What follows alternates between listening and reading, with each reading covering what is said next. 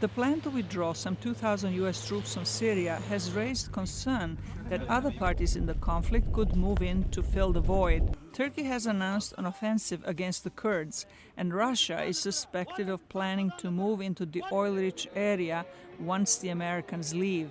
Israel has warned about Iran's interference. There have also been warnings that Islamic State could launch an effort to retake the territory it had lost. Since then, Trump has said the withdrawal would take time. We are pulling back in Syria.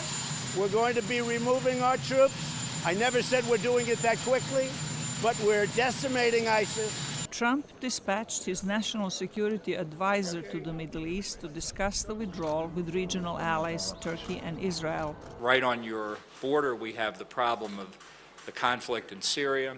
We're going to be discussing the president's decision to withdraw, but to do so from northeast Syria in a way that makes sure that ISIS is defeated and is not able to revive itself and become a threat again, and to make sure that the defense of Israel and our other friends in the region is absolutely assured, and to take care of those who have fought with us against ISIS and other terrorist groups. Kurds were at the forefront of the ground offensive against Islamic State, both in Iraq and in Syria.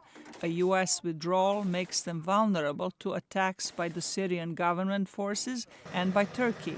Turkish President Recep Tayyip Erdogan has agreed to postpone, but not cancel, an offensive which he says is aimed at removing terrorists from northern Syria. The phone call with Mr. Trump, contacts by diplomacy and security units, and announcements made by the Americans prompted us to wait for some time. But of course, this is not an open-ended waiting period. Bolton said the U.S. withdrawal would not take place without Turkey's agreement not to kill the Kurds. He also called on the Kurds to stand firm and refrain from seeking a deal with the Syrian government, whose President Bashar al-Assad seems to be regaining acceptance by other Arab leaders.